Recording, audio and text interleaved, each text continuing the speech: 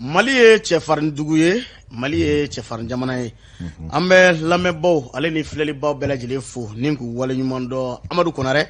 k'i fo ni k'i waleɲuman dɔn. I ka dɔn bi ye tarata ye kalo tile 23 février kalo san 2021 min ye Masaramani ye an b'a a fo barabada foli. Ale de bɛ ka dɔn dugu jɛ ma jugu ni ma ɲuman bɛɛ lajɛlen ye. A ti tɛmɛ dugu la k'a ka dɔgɔ. E ni ne an bɛ studio ba min dawo kɔnɔna na. Renouveau Fm ale studio belebele. Dɔwɛrɛ tɛ kunnafoni gafe o caman b'an bolo kɔrɔ. A bi sɛbɛn i ka dɔn faransikan de la. Nka anw b'a bayɛlɛma i ka dɔn bamanankan la. Jama fama bɛ se ka faamali caman sɔrɔ a la cogo min na. Konare. Marhabu sele. Imaw bɛ. Lamisa sanogo. Ka yafa ɲini fɔlɔ k'a fɔ an tun bɛ retard la. Sabula e tun bɛ kumantu. E tun bɛ embouteillage la. O tuma maa minnu bɛ yen ni olu bɛ k'an lamɛn. O yafa bɔra an y'a sigi. Ayiwa. Kuma y'an don k'a ye kabini b'a ɲɛmaa tɔ filɛ. Ne bɛ kɔ. Ayiwa an b'i fo k'i waleɲuman dɔn. Amadu i ka dɔn ani arajo caman tigɛ bɛ ɲɔgɔn bolo. Kibaruya bɛ se ka jɛnsɛn cogo min na Mali fantan ani naani bɛɛ lajɛlen. Arajo bɛnkan kɛrɛwanikaw fɛ yen ka lamɛnbaw fo k'u waleɲuman dɔn. Arajo danbe fana bɛ kɛrɛwani an b'a lamɛnbaw fo k'u waleɲuman dɔn. N'an bɔra an bɛ taa Jijɛnikaw fɛ yen. Arajo danbe a lamɛnbaw k'u fo k'u waleɲuman dɔn. Jijan n'a ka cɛdenw u ka cɛsiri n'u ka wuli ka jɔ. Arajo yɛrɛ ko san si mara kɔnɔna na min bɛ tali kɛ bɛnkɛ Janginɛ la. An bɛ Janginɛ fo ni ka waleɲuman dɔn. A n'a cakɛɲa bɛɛ lajɛlen. Arajo faso kanu u bɛ Welesebugu la.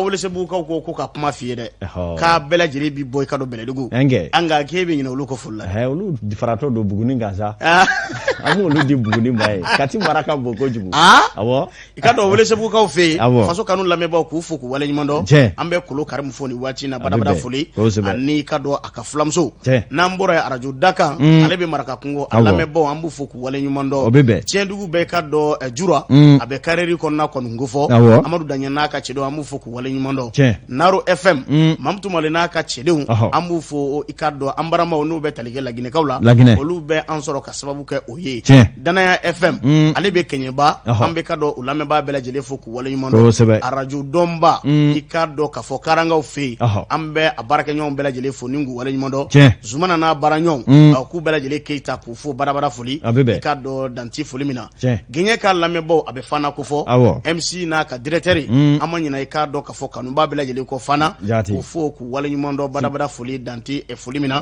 N'an bɔra yen min ye i ka dɔn Jɔnkaka FM a bɛ yɛlɛmani ko fɔ i ka dɔn an bɛ a lamɛnbaw fo k'u waleɲuman dɔn. Nɛma FM o bɛ Kasaro ko fɔ an bɛ Kasarokaw bɛɛ lajɛlen fo ni k'u waleɲuman dɔn badabada foli danti foli min na. I ka dɔn réalisation Seydina Umar Keita l'enfant de Kita an b'a fo ka waleɲuman dɔn. Nɛgɛ karafe bɛ Fuseni Dawu bolo an bɛ i ka dɔn k'a fo badabada foli.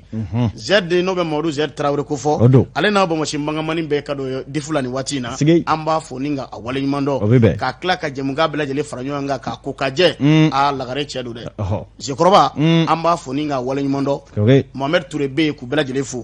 Amadu nin ye dɔnkan dɔ ye i ka dɔn dakuruɲa kelen an b'o di e mɔ ye ka tɛmɛ ni baara ye. Lamisa sano foli an b'a di arajo Ciba FM bɛ k'an lamɛn Falajɛ o kuma min ye n y'a f'i ye kuma daminɛ la kami b'a ɲɛmaa tɔ filɛ o kuma an b'i kɔ. Ayiwa Amadu n'i y'a di yan an m'a minɛ ni bonya ni karama ye dakuruɲa kelen Dramane Alu Kɔnɛ a ko min ye i k'a dɔn k'a fɔ sira dira premier ministre mɔ a bɛna baaraba mun sigi sen kan nka sira in dira ko nka kɔni bɛ a ko kɔni da la a ko n'i ye jateminɛ kɛ anw ka i ka dɔn fanga ɲɛma furancɛ fanga kɔnɔna na n'o bɛ Mokutari Wani ko fɔ a tun bɛ i ka dɔn CNT tɔndenw ɲɛkɔrɔ dɔwɛrɛ tɛ a bɛna baaraw kala sira ni sira mun ye ka baaraba mun sigi sen kan ka se ka na hakilina jira i ka dɔn CNT tɔndenw la o ka se k'u fɛla fɔ ko ni dun ye jateminɛ kɛ i b'a ye k'a fɔ CNT tɔnden caman olu kɔni sɔnna a fɛla kɔni mɔ baaraba mun kan ka boloda nka dɔw y'a jira k'a fɔ k'u na kɔlɔsili boli kosɛbɛ kumakan min fɔra k'a dɔn premier ministre kɔni fɛ ani wale mun taara k'a bɛna o boloda k'u bɛna sigi k'a lajɛ ni k'a jateminɛ baara in bɛɛ lajɛlen kɔnɔna nka fɛn bɛɛ i k'a dɔn baaraba ninnu tu la min kɛn bɛ i k'a dɔn k'a fɔ hakili falen falen ko ye kɛrɛnkɛrɛnyala min bɛ tali kɛ accord ko la n'u bɛ bɛn ka sɛbɛn kɔni ko fɔ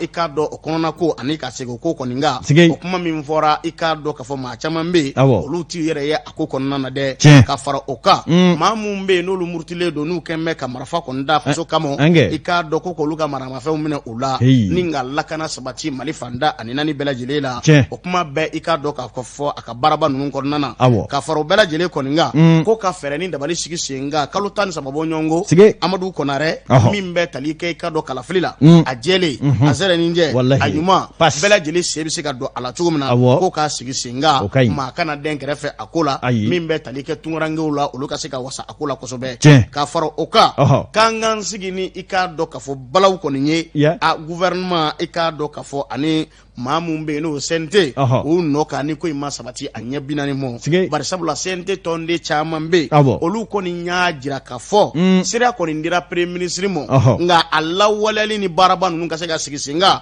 olu bi jɔ ka filɛli kɛ ni ka jateminɛw kɛ walasa baara ninnu ka se ka sen sɔrɔ ko ka kɔ u ɲɛ dɛ ko k'i ka dɔ tun bɛ yen n'o CNT tɔnden dɔw ye olu tun bɛ girinka jɔ ni wagasi la kununko dɔ wɛrɛ tɛ dɛ min bɛ tali kɛ premier ministre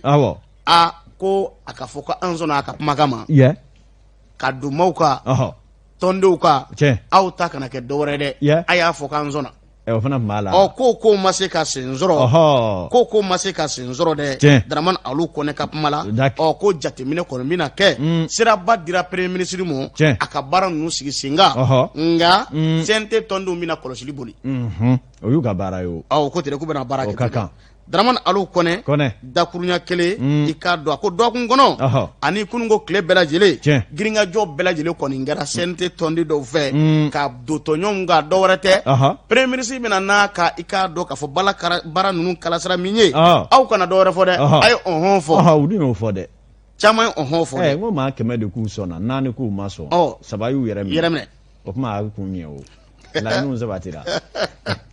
Dramane Alu Kone dakurunya kelen indicateur du renouveau lamisa sano bamananw m'a fɔ misi ma pan misibirila kunna a cogoya de ye ko cɛ sonsorolen kunnafoni sɛbɛn nouvelle horizon ɲɛda kura Mahamani Ture ye sɛbɛn kɛ Mahamani Ture ko min ye k'a dɔn jamana ɲɛmaa dangan colonel Asimi Goita min ye dabi Mali yɛrɛ kɛra Mali ye ka se ka jamana ɲɛmaa kɛ 2 ye ka dɔ kɛ dangan ye nin y'a siɲɛ fɔlɔ ye nka k'a y'a kun ɲɛ o barisa maa min bɛ yen n'o sugantira o cogoya de ye colonel Asimi Goita ka kɛlɛ fɛrɛ a dɔn ni k'a dɔn kari mugu ni kisɛ i k'a dɔn lakana bi sabati cogo la cogo di i k'a dɔn k'o ye Asimi dɔnfɛn ye o kama danaya dara kan k'a kɛ jamanakuntigi ka dangan ye min ɲɛsinen don i k'a dɔn k'a fɔ lakana ko ɲɛw ma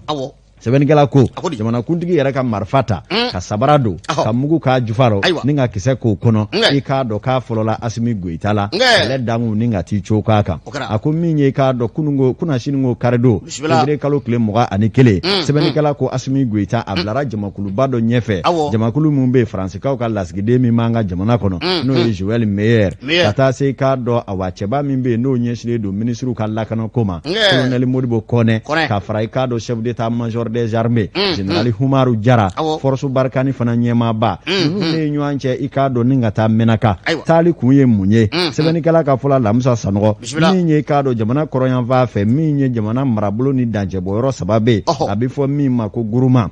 yen kɔnɔna lakana ko bi sabati cogo di i k'a dɔn laginɛ kun tun ye nin ye jɛkulu dɔ sigira a bɛ fɔ min ma force spéciale Takuba ale ka hamina ye fɛn jumɛn ye bamanjiya bɛ ka kɛ yɔrɔ o yɔrɔ maa minnu bɛ yen ni olu ye Mali dɛmɛbaaw ye kɛlɛbolo fɛn o fɛn bɛ yen bɛɛ lajɛlen ka fara ɲɔgɔn kan ni ka kɛ kɛlɛboloba kelen ɛlɛ ni bamanjiya wale bɛ kɛlɛ cogo min na hamina kun ye o ye sɛbɛnnikɛla ko min ye k'a dɔn ninnu sera ye tuma min na min ye sigidaladenw ye u kumana u ko nous sommes maintenant psychologiquement guéris i k'a dɔn olu kɔni lafiyalen don hakilina kunnakun kan k'a ye k'a fɔ jamanakuntigi yɛrɛ k'a sen bɔ a kɔnɔ kɔrɔ ka bɔ Bamakɔ ni ka na olu fɛ kungo kɔnɔ yan ko nin sɛbɛkɔrɔ jaamɛ olu ye wa ko nin sɛbɛkɔrɔ jaamɛ olu ye wa i k'a dɔn nin bɛ dɔ fara olu ka jasigi ni basigi kan a ko maa minnu bɛ yen n'olu ye lakanabaaw ye foli ni tanu ni sɛbɛkɔrɔ kɛra k'a ye k'a fɔ hakilina dɔw taara Menaka a bɛ fɔ min ma Menaka sans arme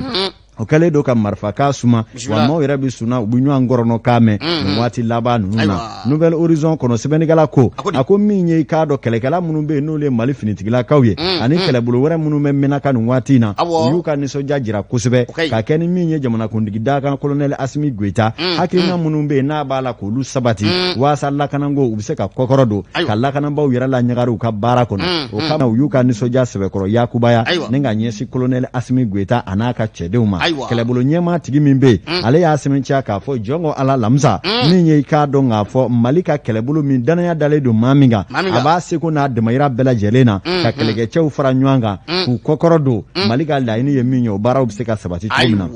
maa minnu bɛ yen n'o ye Faransikaw ka lakanabaaw ye u y'a sɛbɛntiya k'a fɔ n'i y'a mɛn synergie d'action aw ka baara ye min ye kɛlɛ seko n'a dɔnni min bɛ aw la ani min bɛ anw na an ka jɛ k'o fara ɲɔgɔn kan waasa Mali ka badabada laɲini ye min ye o ye lafiyada ye o ka se ka sɔrɔ jamanadenw n'u bolofɛnw ka se ka kaana lamisa i k'a dɔn k'o ye laɲini kun ye layiduba caman taara o fɛn o fɛn bɛ yen n'o bɛ tali kɛ laɲini na ka ɲɛsin sɔrɔsilakaw ka kisaw bɛ se ka lafiya u y'o layidukanw bɛɛ lajɛrɛlen sigi sen kan don n'a nataw la ko olu bɛna kɛ tarafa taani ye kunnafoni filɛ nin ye an ye min salo ka bɔ Nouvelle Horizon kɔnɔ a ka bidon bɔli la baara ɲana indicateur du renouveau ale ka kunungo bɔli a kumana a ko min ye Imam Mahmud Diko ye a ye sɛbɛnfara dɔ kɔni bɔ sɛbɛnfara in kɔnɔna na a y'a hakilina kɔni di a kunkanko kuma a cayara kosɛbɛ kuma in kɔni a cayara i ka dɔn ka fɔ gabugudaw la kuma in cayara i ka dɔn ka fɔ gɛrɛw na hali sugu kɔnɔnaw na kuma kɔni cayara maa caman ye ka dɔn lagosili ta ni ka a sɛgɛrɛ min bɛ tali kɛ alimami na Badalabugukaw ka alimami a bɔli min kɛra nin ye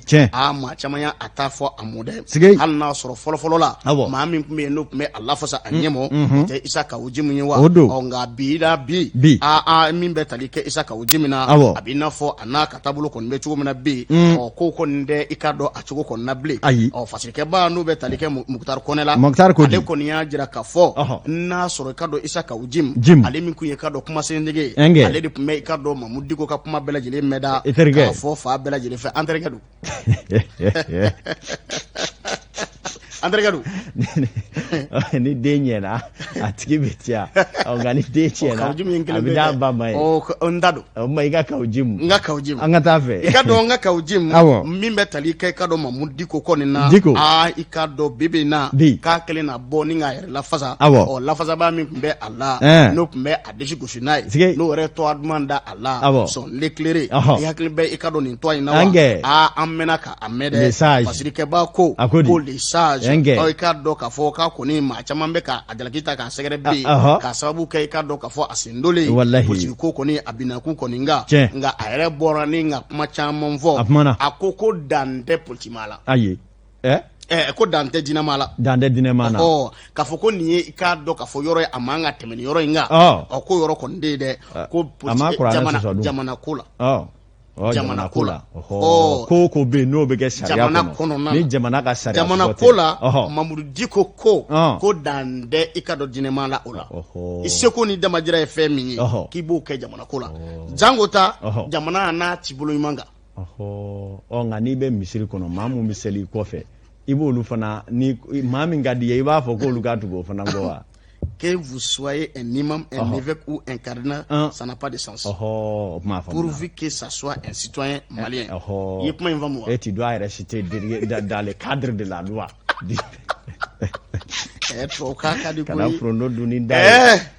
Amadou El Konare fasikɛba kumana ko Muktar Kɔnɛ a ko i k'a dɔn indicateur du renouveau kɔnɔna na ko maa caman kumana i k'a dɔn Mahmud Diko ma caman ye lagosili ta ni a sɛgɛrɛ a ma dogo maa si la a ko min ye Mali bɛ danga min na bi min ye yɛrɛma hɔrɔnya sɔrɔli a ka cɛba dɔw ye dinɛmaw ye dɛ k'olu ye wulikajɔ caman kɛ an bɛ se ka lafiya cogo min na ni ka bɛɛ jɛmu ka se k'o sigi anw ka jamana kɔnɔna na a ko k'olu fana u jeniyɔrɔ fi o ko kɔnɔna jamana ka yiriwa ko foyi tɛ se ka dinɛmaw i k'a dɔn k'a fɔ bali o baaraw sigili la sen nka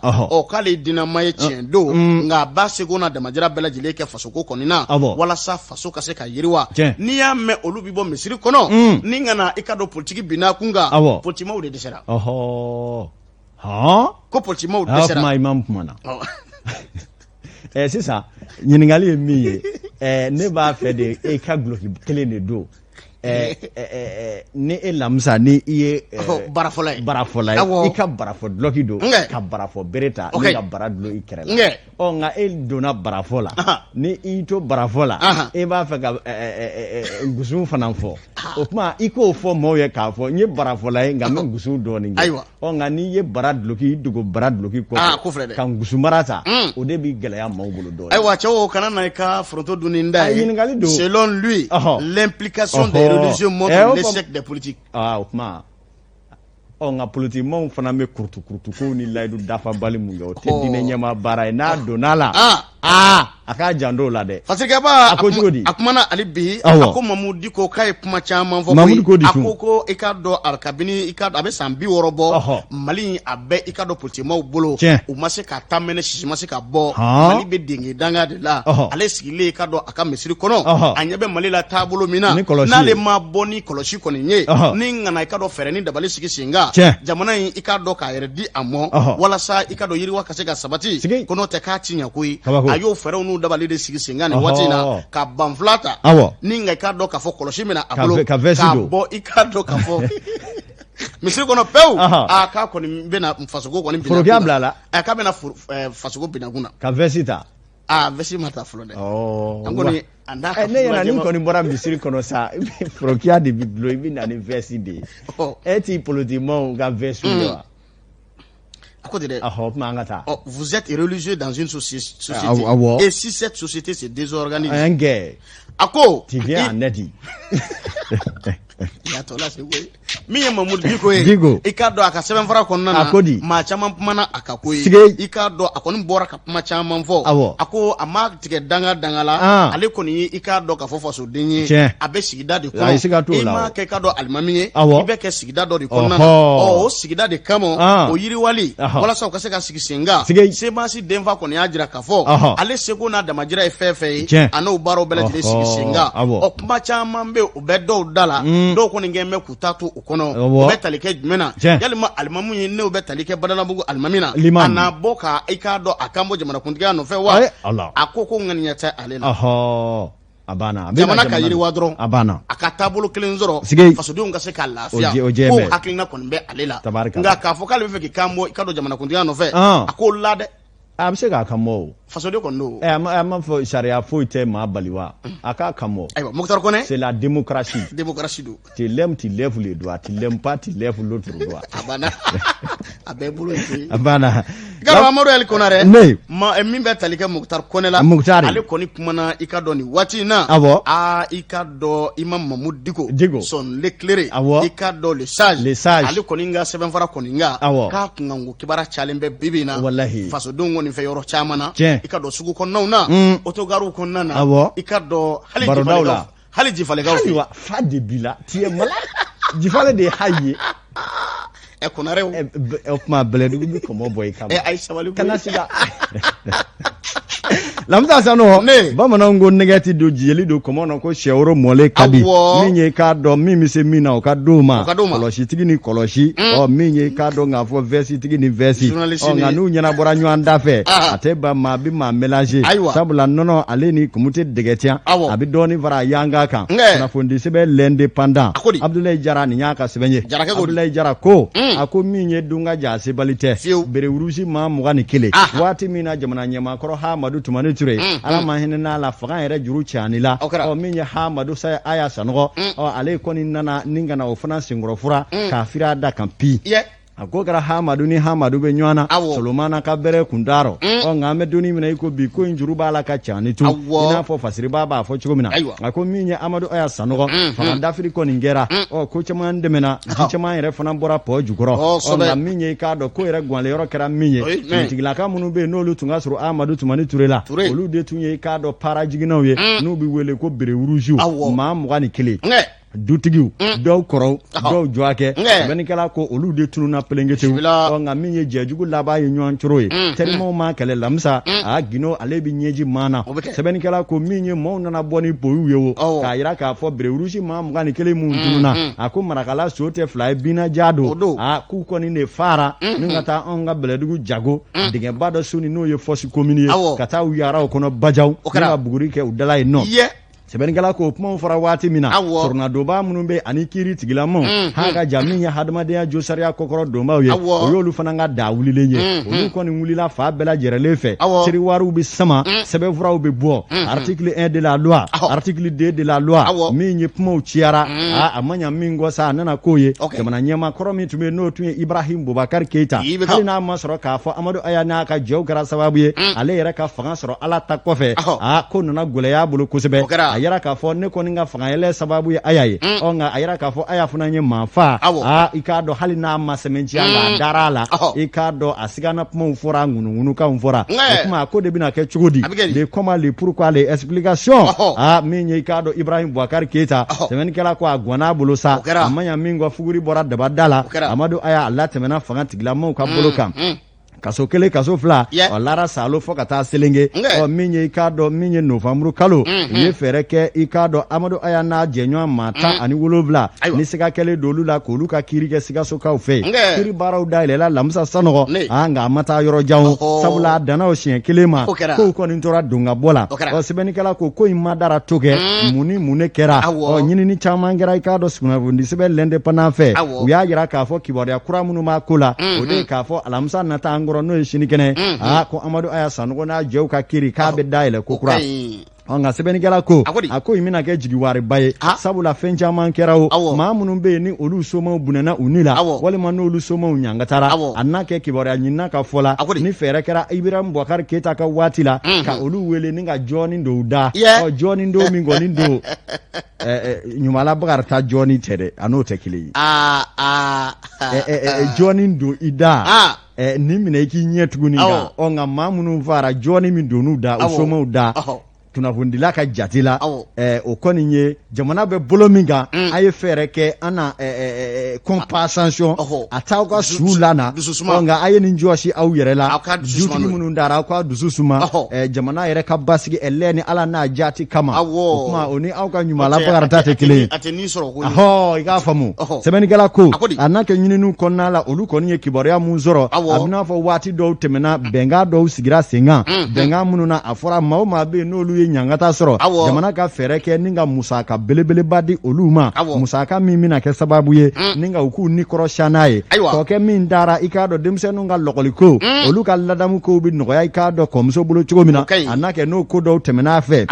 sɛbɛnnikɛla ko u ye ɲinini kɛ maa min bɛ yen n'o ye Amadu Aya n'a ka surunandobaw olu Amadu Aya n'a jɛw ka surunandoba min ye maître Cheikh Umaru Konare u ye nɛgɛjuru galanso ale yɛrɛ ma ko la a ko i k'a dɔn e min ye Aya n'a jɛw ka surunandoba dɔ ye yala ko in bɛ cogo di dɛ olu y'a jira a ka kɔrɔfɔw kɔnɔ k'a fɔ an bɛ don min na i ko bi olu kɔni bɛ hakilina ye ko in ka sama ni ka taa se a dan na tiɲɛ yɛrɛ de ka bange ko in a ka taa yɔrɔ jan nka k'a jira k'a fɔ de kiiri de bɛ kɛ k'a dabiri dɔ da la i k'a dɔn o tɛ sariya taabolo jɔnjɔn ye sariya taabolo ye min ye a ka kɛ min ye i k'a dɔn ko minnu dalen a y'aw na a ko bɛ cogo min na u ka ko ni k'u jɛ pasi walasa i k'a dɔn ŋunuŋunu tɔgɔjugu ka bɔ u kan u y'o kumakan u y'o maana maa min bɛ yen ni o ye i k'a dɔn bin kɛra minnu kan olu ka jate la olu fana ka surunadonba dɔ ye mɛgitɛri Mɔkutari ye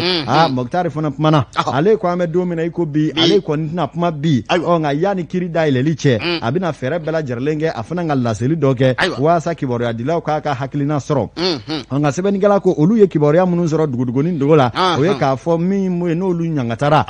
k'u caman fa minnu fala olu soma dɔw bɛ yen a n'a kɛ ni jamana ye musakaba di olu ma ka tila k'a fɔ min ye le logement le social i k'a dɔn ko siyɔrɔna di u ma u k'u yɛrɛ ni la hinɛ o bɛɛ lajɛlen kɔfɛ u mun bɛ yen ni soma b'u la n'olu ka ta ka don jamana ka lakanabolow la walima u ka don baara wɛrɛw la walasa u fana faw y'a bila yɔrɔ min na u ka se ka musakanin dɔw sɔrɔ jamana cogoya la Lamisa Sanogo ka se k'u ka denbayaw ni la hinɛ nin bɛɛ lajɛlen kɔni ye kumaw ye kuma minnu bɛ yen ni a fɔlen don nka fasiri b'a ko n'i y'a sɔrɔ ninnu jɛlen don i ko fara kɔnɔ ji bɛɛ lajɛlen k'i sigi a kan k'a fɔ hali ni kiiri dayɛlɛla a kɔni min taa kɛ fuguri bɔ dabadarɔ ye k'a fɔ kalada la tile ala nin bɛɛ Mali ye nin ye Mali ye ka fɔ nin ye Mali ye awɔ a n'o tɛ a bɛ bɛɛ a ko difficile de croire dans ces conditions que les procès qui suivent ce jeudi sur les fonds donnent lieu à un véritable débat contradictoire a tubabukan ka di dɛ nka kiiri tigilamɔgɔw ta n'i m'i kɔlɔsi o la i n'i la kala bɛ ayi k'a dɔn k'a fɔ u bɛ se kɔrɔ fura kiiri ɲɛkamisɛ u ka mots ni tɔw ta tɛ kelen ye kunnafoni filɛ nin ye an ye min bɔ l'indépendant kɔnɔ u ka video bɔli la ko ma ko kumana ko anw bɛ k'a b'olu ɲɛna ko sɛbɛn bɛ bamanankan la anw bolo de koyi ni n ko nanzarakan don nanzarakan don an b'a bayɛlɛma de ka sin ka kɛ i ka dɔn tubabukan ye todunkan ye bɛɛ n'i ka baara don o don dɛ i ka dɔn Amadu El Konare min ye o b'a yɛlɛma ja an ka taa seko ni dongo bina kun kan dɛ an ka taa miyabugu indicateur du renouveau ale kuma bɛ miyabugu kan a bɛ ka dɔ commune de watini a b'o kofɔ a bɛ ganadugu yanfa kofɔ a bɛ ka dɔ njila yanfa kofɔ a ko min ye festival belebele a ta ko sabanan a kun kan gosira kalo tile 12 ka taa bila kalo tile 14 na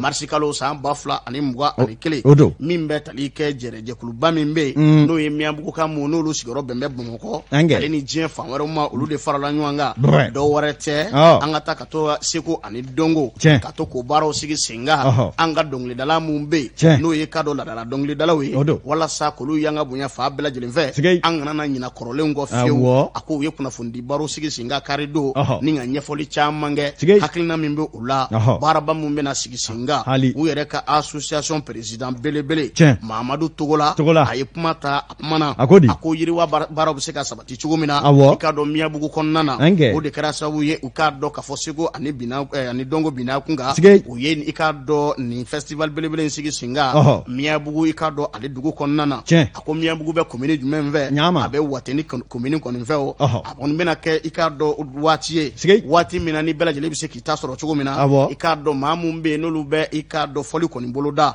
n'o bɛ tali kɛ dɔnkilidalaw la seko ani dongo bina kun kan sende bari boli bala i k'a dɔn k'a fɔ o na ɲɛnamaya a don kofɔlen koyi a ko a bɛ kɛ sababu fana ye min bɛ tali kɛ jiraliw bi kɛ ladala yɔrɔ mun bɛ yen ni k'a jira maaw kɔni na min ye ka dɔn seko ani dongo a yiribaw bɛ se ka sabati cogo min na miyabugu kɔnɔna na ko nin don ye a na kɛ don belebele dɛ maaw bɛ bɔ fa bɛɛ lajɛlen fɛ a bɛ kɛ sababu ye maa mun fana bɛ i ka dɔn sigida kɔnɔna na n'o bɛ miyabugu dugu kɔnɔna kofɔ olu ka bɔ n'u ka marabatigɛw ye olu ka bɔ n'u ka feerefɛnw ye i k'a dɔn ni ka a feere walasa musaka bɛ se ka don dugu kɔnɔ cogo min na ni ka sɔrɔ i kɔni yiriwa min bɛ tali kɛ kɔkɛ la ale bɛ se ka dɛmɛ cogo min na nasɔngɔ ko fan fɛ a ko min ye nin baara ninnu kɔni ye u kɔni mago bɛ dɛmɛ la fa bɛɛ lajɛlen fɛ dɛ tiɲɛ don festival olu b'a i k'a dɔn a ɲɛnamaya sanga ani waatiw bɛɛ lajɛlen la dɔ wɛrɛ tɛ min ye denmisɛnninw mun bɛ yen n'olu bɛ ka dɔn duguba kɔnɔna na walima n'u bɛ faama dugu ma u ka taa nin don kofɔlen in na ni ka a ɲɛnamaya u ni somɔgɔw ka se ka ɲɔgɔn ye u ka sigi ka fɔ boloda u ni ɲɔgɔn cɛ bɛɛ ni kɛlɛya ka se ka sabati ka dɔn miyabugukaw ni ɲɔgɔn cɛ ko de kama u bɛ nin baara ninnu bɛɛ lajɛlen sigi sen kan o senfɛ a ko wele bilalen bɛ balafɔla belebele ma Mamadu Danbele dɔw k'a ma ko wara dɔw k'a ma ko dabara u ka olu to yen sa u kana min folikɛlaw d'u ma ne de bi folikɛlaw di mani Danbele a bɛ maa fa de ta mananje ye wa miyabugu tɛ wa ne de bi folikɛla di ne de bi Bɛlɛdugu gusu di ka Bɛlɛdugu cɛnikɛnɛ di ka Bɛlɛdugu kɔtɛbani di cɛbilencɛ awɔ baara banna koyi an ka foli d'aw ma aw taali bala tubabu ka wɔrɔ kisi ni fɛn ninnu an bɛ gungole de siri an sen la ka e bɛ boli dɔ wa e bɛ boli dɔ wa boli wa ayi o t'an fɛ yan boli bɛ anw fɛ yan sente bɛ yen sente o y'a jumɛn ye o fana ye jɛmɛ dɔ ye nɛgɛsoboli de bɛ aw ka yɔrɔ in na yan Ganadugu nɛgɛsoboli don bɛ ni nɛgɛsoboli ye a kɔrɔ dɔn na o nɛgɛsoboli kɔrɔ ɲinɛ na aw ka Ganadugu nɛgɛsoboli ko tigɛ ma gɛlɛya de don moto ni mobilisation ma gɛlɛya aw dulonnen bɛ nɛgɛso de la essence ko t'o la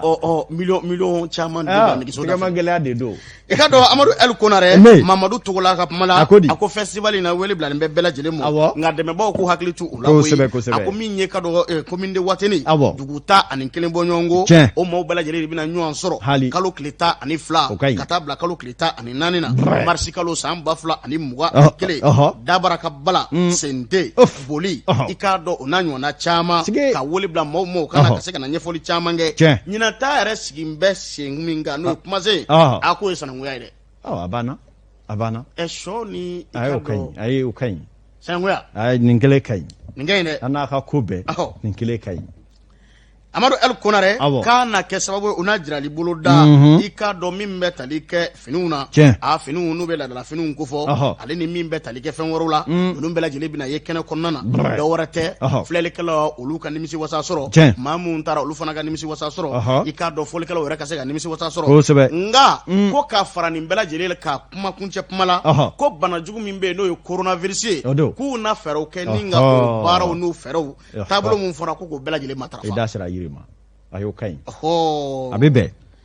Abdraman Damdane ka do indicateur du renouveau kono eni ne kanga labon sabati kalo kleta ani fla kata bla kalo kleta ani nanina marché kalo samba fla ani mugani kele miya bugu festival ata ko sabana tabarkala namza sano fasiri nyana bamano ma fo toribi panko sebe nga fo ki sa ita pando e kana kofe kuna fondi sebe mali tribune aminata agali yatara ni nyaka sebenye akoni nye kibori adumanye kanyesi unzene kelauma umunumbe ni on dairi mebe brusi kono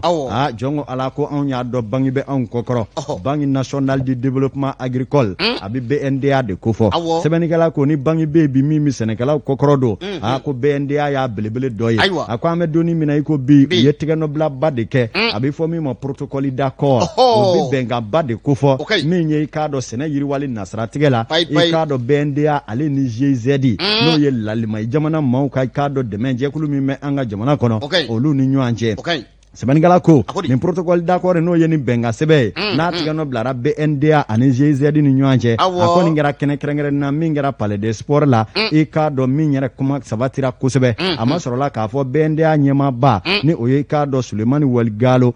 ale yere nyefoli chamange hamina minimu bla senekala yere kokoro doni barawla ulu soni sigi obela jereleka akoi ka do ni haglina nguma jonjo e fe jume e ka do BNDA nyema ba Sulemani Walgalo ka fola aya jira ka fo JZD ni ale BNDA mau ka ntigadi nyamana abi talike projet barabolo la munu ngoni mina ni Musa kai kokoro doni na senekela la kosebe wasa u yere fana mse ka bonogoro sabati chugomina ina fo bangi chwa FM beka do bank national de développement agricole haklina fo mse ka sene kwa korodo ka senekela deme ni ye sene kofo ibi ka do dabaninguru kofo ibi chike kofo bagamara ani moni ni bela jele de be sene kono oluka haglina ubise ka kokorodo ufana senga seka do ka Musa ka usoro wasa uka sene ko yere bise ka deme chogomina o fere bolo abe talike ni bela jerelena ni ya men nazara kana lakika do l'amélioration de l'accès des exploitations agricoles et des petites et moyennes entreprises agricoles ikado senekela ba munumbe ani chageda bonga ni manga ni fitini munumbe ni kado ube baile malu ani sene bolo fara wara uke olu yere bise ka Musa ka soro noya teliala ani ninga sira jaman do la ka kenu ka soro chogoya wiye ikado hakilina ime talike ni bela jelela fatriba ko minye décembre kalo sa 2020 eka do minye awa BNDA nyema ba Sulemani Walgalo aye hakilina jiginge ako ministre so minye sin do malni jamana wara ko nyaw de mewma eka do ni nyana kene do sigirai kene mimbe ni abi talike kokoro do ni Musa kala wasa kaseka senekela u deme eka do Josimba Duru Banyango contrat dans les secteurs de l'eau ji ale nazaratige l'agriculture et dans d'autres secteurs sene anika do awa chageda bolo fara chama ngura uye deme do ni bela jerelela sefa wari Musaka mimi dona odafe sefa wari miliyari ibiduru ani woro oye demenye kanyesi umala ako kola jele kofe BNDA ikenendo sigi benga do tigeno blara nika FW obe talike convention de crédit d'une enveloppe de plus de 16,5 millions d'euros ika doni yo jate sigi nyanguna oye benga wara ye minye Musaka juruye min tegeno blara ikado o Musaka bita sefa wari miliyar tan ani akunga vena nimbe demenye kanyesi senekela uma jango ka haklina ubise ka deme chageda munumbe ali no ye kere chage bonda ye nubi senekela kwa korodo ikado bela jele ka bla abolu hokumu konala eleni nasaraka na uko se financement on concerné généralement les ruraux les moyennes et les petites entreprises minye ikado chage bonda fitinu ni manga munumbe olu bela jele ka deme senekela ubise ka hare soro chugomina na nunu metalike ulula kenen kanala nyefoli ba munungara odoye niye uko tigadi nyoma be mime zeizedi ani BNDA nu nyanje lamsa sanogo akun yere de dakurunya kele senekela ubi lafia soro chugomina Musaka do kobi kono ka bara do sigisinga aseti ye soro chugoti ye dabaliti ye bangi deki kwa korodo wa hali jen subhana machine na chugo kura munumbe kaseka ferani dabalu sigi senekela yere semise ka do bara ubela jelela ukaseka Musaka jonjon soro abi talike nununa en mettant des matériels digitaux au service des exploitations agricoles et entreprises agro-industrielles. Kibara ukunjera ni benga sebe koni tigano blali ka BNDA manyema utadi ninga JZD manyema utadi Sulemani Walgalo BNDA manyema ayi kuna tiga soro ningeneka unamole vile anye mi mo Mali tribune kono aka bidio bolila mana netaiwa ne matao ya koni mado bangi moni fabi sika clutch wodi ka sake bonda beni ne bitiriala bangi tiria nyo de dabla atugodi kuna fondi live ni nana ya nyebe muna papio kuna fondi papio ni tara kunigi yoro la ibi kunsigu bombo ne ibi ta kini feere yɔrɔ kini buruburu nka I bɛ taa bangi la a tɛ ku la I tɛ hali dɔrɔmɛ kelen kuma tɛ wari n'olu yɛrɛ y'i ta sɔrɔ hali bidi u bɛ juru don o la k'o gulo maa kana taa n'o ne ko n ko bangi fana wa ni soma donna bangi baara la I ma bɔ ayiwa a ka tɛgɛma gɛlɛya tɔ de bi yan'o cɛ sa e ni an tɛ minɛnw fara ɲɔgɔn kan an ka taa groupe commerce la Abdoulaye Mayiga fɛ yen Mayiga tɛ bilen a kɛra Jalo ye a kɛra Jalo ye a fɔra ko madamu ko a ma n'a ma kɛ Jalo ye k'a tɛ si so a tɛ si so an ka taa Abdoulaye Jalo Mayiga fɛ yen commune caman ɲini olu ko k'u tɛ se ka ne t'a dɔn commune min y'a fala a kɔni kɛra Jalo ye a kɛra Jalo ye I ka dɔn an ka fɛɛrɛw ni dabaliw sigi sen kan an ka taa Abdoulaye Jalo Mayiga fɛ yen a bɛ bɛn baara ka ye Jalo Abdoulaye Mayiga Amadu El Konare y'a fɔ dɛ an bɛ I ka dɔn Abdoulaye fo k'a waleɲuman dɔn a n'a cakɛɲɔgɔn bɛɛ lajɛlen ka foli di Adama Sidibe ma nin waati in na Bobo Julaso sugu la I ka dɔn u bɛ kan an lajɛ an b'u fo ni k'u waleɲuman dɔn Garba ale bɛ Fana Aja Akanya Sanogo ale bɛ Zɛrini na nin waati in na an ka musokɔrɔba ɲuman don an b'a fo ni ka a waleɲuman dɔn indicateur du renouveau ale kuma min bɛ a ko I ka dɔn farikolo ɲɛnajɛ an ka taa o bina kun kan nin ye farikolo ɲɛnajɛ kura ye wi bɛki wi bɛki ko nin nana Mali la dɛ nin kɔni I ka dɔn a baara ninnu don baaraw sigira sen kan a kɛra kari don palais de la culture la dɔwɛrɛ tɛ min ye I ka dɔn ka se ka ɲɛfɔli caman kɛ nin farikolo ɲɛnajɛ in kɔni kan a kɔni maa min kɛra sababu ye ne a nana Mali kɔnɔna na o ye Gawusu I ka dɔn Sidibe ye u k'a ma ko maître Gawusu Sidibe ale fana ye farikolo ɲɛnajɛ tigilamaba ye min bɛ senfili ni bolofiliw kɔni ɲɛdɔn ale I ka dɔn ale de kɛra sababu ye ni nin kɔni nana I ka dɔn anw ka jamana kɔnɔna na a kɛnɛ kɔnɔna na wele kun bilalen bɛ minisiriso la ma min n'o ɲɛsin bɛ baarako ani baaradege ko ma ale ɲɔrɔbila min tun bɛ kɛnɛ kɔnɔ o de ye Ɲaga Jɔp ye ale kɛrɛfɛ denba n'o bɛ denba gorobinɛ ko fɔ madame Kulibali Worokɛya Kulibali ale tun bɛ I ka dɔn ka fɔ kɛnɛ in kɔnɔna na Gawusu a ye ɲɛfɔli caman kɛ a ko min ye I ka dɔn ka fɔ nin farikolo ɲɛnajɛ kura ye ale bɛ tali kɛ farikolo ɲɛnajɛ bɛɛ lajɛlen la n'o bɛ taekwondo ni I ka dɔn judow ko fɔ olu bɛɛ lajɛlen faralen ɲɔgɔn kan I ka dɔn ka fɔ olu bɛna o baaraw de sigi sen kan ni ka ɲɛfɔli caman kɛ ni ka o lawale anw ka jamana kɔnɔna na ka fɔ k'u nakun ye fadenya ye jamana kɔnɔ o tɛ dɛ bɛɛ lajɛlen n'i ka baara kɛcogo kɔni don o na baaraw kɔni kɛ farikolo ɲɛnajɛ ale bɛ se ka san sɔrɔ cogo min na ko nin ye kunnawoloba ye anw ka jamana kɔnɔna na wi bɛɛ k'i ka dɔn danaya ka da an ka fasoden dɔ kan ni ka a di a mɔ a ka se k'a cari Mali fanda ani naani bɛɛ lajɛlen la senfili ale ni bolofili I ka dɔn o bɛ se ka yiriwa cogo min na anw ka jamana kɔnɔ ni ka hakiliw sɔbɔkɔrɔ jo nka n'i ye jateminɛ kɛ ko nin I ka dɔn wi bɛɛ k'a dama ka bɛɛ lajɛlen la hali n'i ye lujurabaatɔ ye kana nin fɔ dɛ Amadu El Konare a ko min ye k'a dɔn k'a fɔ a kɛnɛ yanga bonyana kosɛbɛ min bɛ tali kɛ maranin na n'o bɛ madame Kulibali Worokɛya Kulibali kofɔ ale kɔni y'a jira k'a fɔ min ye musolakaw ye olu kan k'i banba kosɛbɛ min ye senfili ni bolofili kɔni ma ko tiɲɛ don I ka dɔn fɛn don maa caman b'i sigi so k'a fɔ ko nin ye cɛw ka baara ye nka musow ko I ka dɔn senfili ni bolofili k'a bɛ kɛnɛya de sabati Mali yɛrɛ maa yɛrɛ farikolo yɛrɛ kɔnɔna na o de kama ale yɛrɛ b'a kɛ sentiri bɛ ale bolo hali ale denw ale bɛ I ka dɔn k'a fɔ olu bɛɛ lajɛlen bɛ nin senfili ninnu kɔni kɛ a ko k'a ka ɲi maa ma farikolo la a ka ɲi maa ma hakili kɔnɔna o senfɛ u na fɛɛrɛ ni dabali sigi sen kan ni ka wele fili sifinw ma u k'u jija nin baara ninnu kɔnɔna n'o bɛ farikolo ɲɛnajɛ kɔni ko fɔ minisiri nɔrɔbila I ka dɔn Ɲanga Jɔp ale ye kuma kɔni da a ko u ka dɛmɛ ni dɛmɛ a bɛ wi bɛɛ k'i ye I ka dɔn sanga ani waatiw bɛɛ lajɛlen la walasa I ka dɔn baara in ka se ka sabati bari sabula a bɛna kɛ sababu ye ni ka denmisɛnninw bɔ I ka dɔn kunta sira kan k'u sɔnni sigi I ka dɔn farikolo ɲɛnajɛ in kan kosɛbɛ k'u bɛ dɛmɛ ni dɛmɛ ta ka ɲɛsin maître Gawusu Sidibe a n'a baaraɲɔgɔn bɛɛ lajɛlen ma ko walasa baara in ka se ka sabati anw ka jamana kɔnɔna na farikolo ɲɛnajɛ kura don a kɔni danaya dara Gawusu I ka dɔn Sidibe kan e ma dɔn wi bɛɛ k'i ɲɛmaw ye anw fa sa cogo di aw bɛ farikolo ɲɛnajɛ ko la lamisa belebele n'a kɔnɔbaraba daki o bɛ taa aw t'o minɛ ka n bɛ wi bɛɛ k'i la ala wi bɛɛ k'i a ye na n nɔfɛ ne bɛna n ka fɛn dɔ f'i ye ko farikolo ɲɛnajɛ bɛ hali k'a bɛ dɔw furu ci ni u ma ɲɛfɔli jɔjɔ kɛ dɔw ye I tɛmɛna Kuluba I bi dɔw ye ne kun ko ni aw ye jamana wari dun ka aw kɔnɔ don boli Kuluba yɛlɛ dɔw jigin koyi a bɛ faso wari de to nka muso minnu bɛ yen n'olu fana ko k'u bɛ farikolo ɲɛnajɛ kɛ k'u yɛrɛ ci u bɛ boli nka sufɛ n'u nana I ka malo bɔrɔ sɔrɔ lahila wala o be fasa chugodi o be fasa chugodi ubi na ubi manger ni usigi ku kredo ubi kla ka ke ni ko ago karsa ko elere be support la kale tega e be fasa chugodi na fara Moriba fi kamara ni yale ka fasara mu wani ka terjiro nouveau kono lamza sano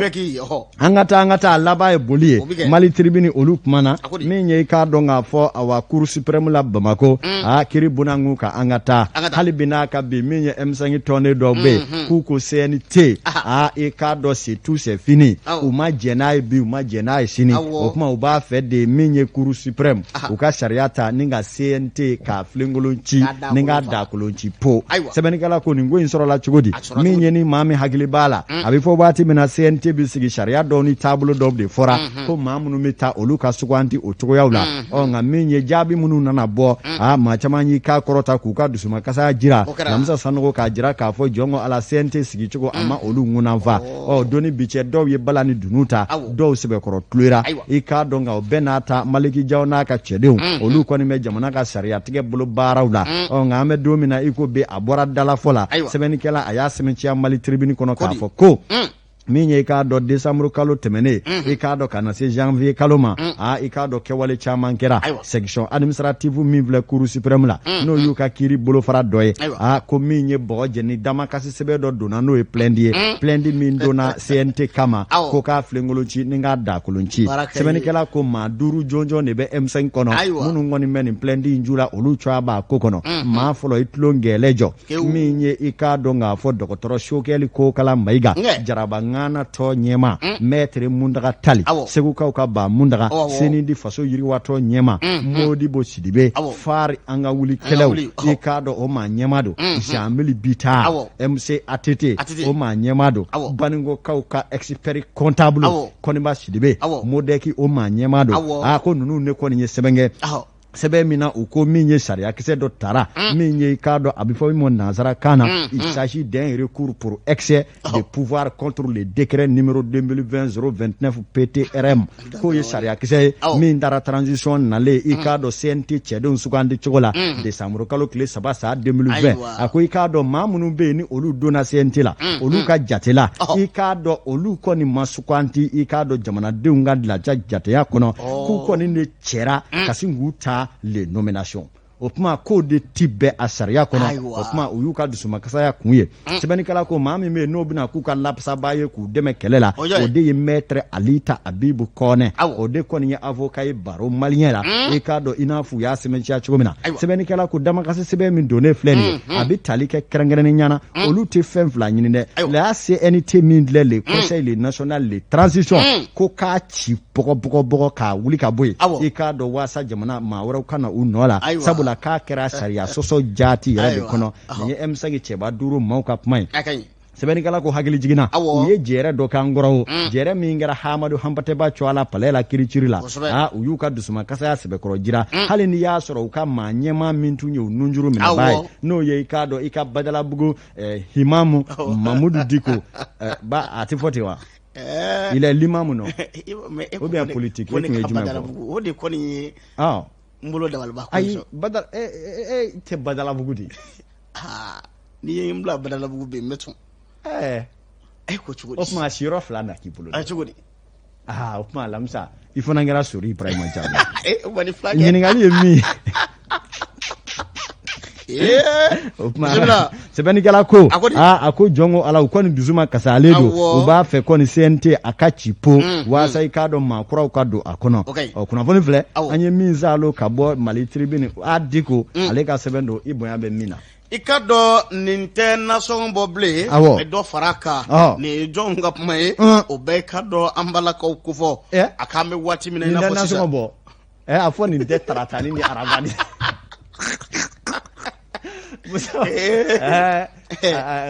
Ndikoni lamsa wallahi ni be fakata na so di akai boto ni ya bisu fakata gi ba ka tabo bele du an ve o te o mi mure ni fa nyola ka sigi dro ni kababe ga chware kaba abana o de nga agwa dugu ba kono ya ekele ebe ndenenina ebe taratanina ebe arabanina ebe alamsanina jumani sibirini karni fakata la ka suni faraka bolo kele bolo fla par tɛ baara la lamisa ni e ma nasɔngɔ ta ka don la i bɛ mun kɛ a kɔni ko filɛ sa ni e ma don dajugu fɛ i bɛ mun kɛ a bɛ gɛlɛya aw ka duguba kɔnɔ muso ni attention a y'a f'u ye han ayiwa i ka dɔn Amadu El Konarɛ nin ko nin tɛ nasɔngɔ bɔ dɔ fara kan a kuma bɛ fan caman fɛ bi a bɛ du caman kɔnɔ dɔw b'u tulo jɔ a kɔrɔ dɔw t'u tulo jɔ a kɔrɔ dɔwɛrɛ tɛ i ka dɔn waati kɔni ka gɛlɛn bi barisabula fɛn caman bɛ yen olu sɔngɔ kɔni yɛlɛnna fasɛgɛ b'a ko min bɛ tali kɛ kabini janvier kalo daminɛ waati san 2021 maa mun bɛ yen n'olu bɛ da dumunifɛn dɔw san i n'a fɔ tulu i n'a fɔ i k'a dɔn k'a fɔ buru i n'a fɔ fɛn wɛrɛw la malo o n'a ɲɔgɔnna caman ani farini ani sogo k'olu kɔni da kɛra balaw ni ka yɛlɛ i k'a dɔn an bɛ don min na komi bi a ko n'i ye jateminɛ kɛ min ye tulu litiri 1 a k'ale kun t'i jɔ 150 la nka an bɛ don min na komi bi 200 yɔrɔ dɔw la 240 bɔɲɔgɔn ko n'i ye bitɔn yɛrɛ ta k'a lajɛ i k'a dɔn k'a fɔ 2600 nka bi dɔw b'a di 3600 la dɔw b'a di 4000 ko nin bɛɛ i ka dɔn sɔngɔ kɔni damatɛmɛ wale kɔni ko fɔ fasɛgɛ b'a ko maa caman bɛ woyi ni woyinbaden la dutigi bɛ woyi la min bɛɛ ka dɔn gadonmusow la olu fana bɛ woyi kɔni na a ko k'an bɛ waati min na i n'a fɔ sisan maa caman kɔni kɛn bɛ ka jalaki ta k'a fɛ jumɛn sɛgɛrɛ a fɔ ko coronavirus dɛ n'a kanbɛlɛya tɔ a ye covid-19 ye a ko kɔni nana anw ka jamana kɔnɔ ni nka ko kɔni gɛlɛya maaw kɔni bolo sɔrɔ tɛ bolo la bilen bɛɛ lajɛlen b'a dɔn jamana bɛ dabolo min fana kan a ko k'a fara o bɛɛ lajɛlen kan buru bɔra 50 la ka kɛ 60 dɔw fɛ 70 kala kelen mɛ cɛ k'an ka to sira ma to sira awɔ n'i ye to sira kala sɔgɔma ka situlu bila o la ni kɔni ni maa t'a fɔ o kɔni ka ɲi an bɛ sigi o de ma maa min fana b'a fɔ ko ka buru to yen ko ka taa furufuru sa ne b'a fɔ hakɛ min bɛ buru kala kelen bɛ du fɛ kuma dɔ la koyi furu 50 la furudimi b'aw bɛɛ fa kana siga ale ni maliyɛn balo bɛɛ ye fɛn jala de ye fɛn jala o kɔni y'an taabolo ye kɔnɔbara jalen kɔnɔ jalen adamaden ni kɔnɔ tɛ magaya lamisa n'a ka bana de don a wudu dɛ o kuma an k'an janto dumunifɛnw na Amadu El Konarɛ e ko k'an k'an janto dumunifɛnw na nka dumunifɛnw feereba olu de fana bɛ ka dɔ fara kan an bɛ waati min na i n'a fɔ sisan a ko caman bɛ caman faralen b'o sɔngɔw kan dɛ a fɔ sogo kɔni kun ye i k'a dɔn k'a fɔ 220 ye dɔw fɛ 240 i k'a dɔn k'a fɔ dɔw fɛ 260 kosɛbɛ nka bi 300 i k'a dɔn k'a fɔ dɔw bɛ t'i jɔ 600 la n k'a fɔ masakɛ b'a ko a ko min ye sogo kuloma ye o kɔni kun ye 400 ani i k'a dɔn k'a fɔ 40 dɔw kun b'a di 400 ani 80 na koloma dɔw yɛrɛ y'a kɛ 400 ani 60 ye nka sisan i bɛ 600 da fiyɛ la sogo koloma sogo koloma 440 i k'a dɔn k'a fɔ 400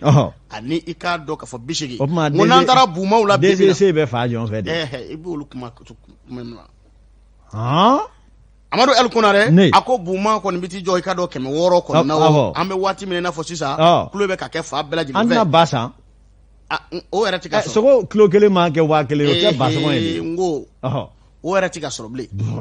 a ko min ye ka dɔn bagan gɛlɛyara ko ye ka sababu kɛ mun ye min ye banbaaciya min bɛ kɔrɔnfɛla fɛ maaw tun bɛ bɔ ni baganw ye kɔrɔnfɛ ka na i k'a dɔn camancɛ bolo fɛ n'o bɛ tilebiyanfan kɔni ko fɔ Bakɔrɛ Tarawele ka kuma la n'ale ye boucher ye ale kɔni y'a jira k'a fɔ bingalikɛlaw de bɛ taa bin maaw ka baganw kan maaw ka k'u ka bagan darakiw la dɔw yɛrɛ bɛ yen u bɛ ka kisɛ ci maaw ka bagan la ka baganw fa o de kɔni nana ni gɛlɛya ye bi in na n'i ka dɔn bagan sɔngɔ kɔni yɛlɛnna ni bagan kɔni sɔngɔ yɛlɛnna boucher ko diyagoya a fana bɛ dɔ fara sogo kan dɛ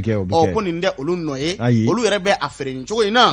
k'a ni ko bɛɛ ka kan olu bolo bari sabula k'a fɔ sogo koloma n'o ye koloma ye ko bɛ taa i k'a dɔn k'a fɔ 480 na 440 yɔrɔ dɔw la k'a ka gɛlɛn nka maaw kɔni bɛ ka sa dɔɔni o fasɛgɛ b'a ko ko min ye kɔrɔnfɛla kɔni kɛlɛ o de kɔni kɛn bɛ sababu ye ni ka bagan kɔni gɛlɛya bari sabula banbaaci mun bɛ n'o jadimaw ye olu de bɛ ka maaw ka baganw faa ni ka taa maaw ka baganw kɔni minɛ u la o fasɛgɛ b'a fana y'a jira k'a fɔ maa mun bɛ n'olu ye k'a dɔn k'a fɔ commerçants ye k'u fana bɛ ka dɔ fara u ka sɔngɔw kɔni kan ko nin sɔngɔ yɛlɛ in kɔni o de bɛ ka kɛ sababu ye musow bɛ kulo la fa bɛɛ lajɛlen fɛ u bɛ ka woyi ni woyinbaden bɛɛ lajɛlen kɔni fɔ min ye k'a dɔn jɛkulu min sigi bɛ Senga n'olu ɲɛsin bɛ da dumunifɛnw bɛrɛ bili kama a n'a kɔlɔsili kama DGCC la direction générale de concurrence et de la consommation waati min na fasodenw bɛ kulo la olu fana ni fɛnw kan sigi bɛ k'u filɛ o ka se ka fɛn fɔ busew ni i k'a dɔn jɛkuluba in u ka se ka bɛn fɛn na yan'o kɔni cɛ k'a da kolo bɛ ci maa mun kun o ye anw sigidalamaw ye Awa Sogodogo gafu ye muso ye a ko nin bɛɛ la ko cɛ dɔw bɛ yen k'olu yɛrɛ bannen don ko dɔrɔmɛ 1 tɛ fara a t'an bolo sa an b'a bɔ min a t'an bolo a t'e de ni bɛ an b'a fara a kan o e bɛ muso ta ka n'i ka so i kɔni b'a fɛ o a bɛ balo cogo min na ka ɲɛ i b'o kɛ nka n'a tɛ yen fo a ka dɔn a tɛ yen u tɛ nin faamu i bɛ nin fɔ n'i kɔni ye tuma dɔw la i ma ye dugu ma jɛ i b'i dɔ k'i ɲɛ yɛlɛ i bɛ gɔrɔn dɔn hali bi i bɛ gɔrɔn dɔn donc kɔmuso b'a bɔ tuma min na i bɛ sɔrɔ ka wuli i bɛ tɛmɛ n'i yɛrɛ ye ko ne bɛ kere kɔnɔ koyi ko mun bɛ kɔnɔna sɔngɔ kuma n'u ma dɔ bɔ pariko in de la lamisali ma bɔ a ta ni tile kɔnɔ ni dɔ ma bɔ taratani na wala a tɛ nasɔngɔ bɔ Awa ko a kuma i fɛ dɛ ko ka juru yuba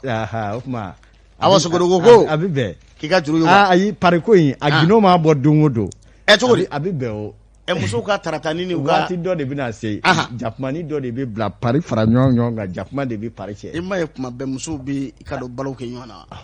pariko in fana t'i laban pariko in ka lajɛ dɛ n'u m'a lajɛ maa bɛ don pari la an bɛɛ bɛ pari la e lamisa n'i bɛ bangila o y'i ka pari